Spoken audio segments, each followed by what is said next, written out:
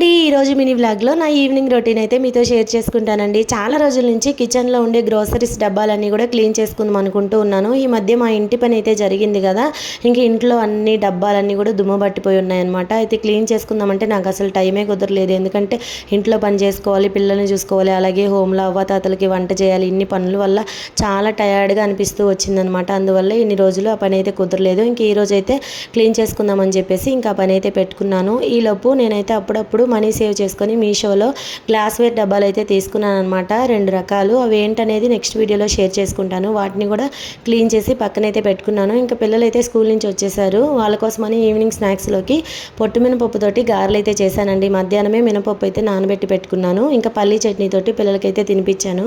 పిల్లలైతే చాలా ఎంజాయ్ చేస్తూ తిన్నారనమాట. మ్యాక్సిమం మా పిల్లలకి పొట్టు మినపప్పుతో చేసినవే తినబెడతాను అనమాట, హెల్దీ కాబట్టి.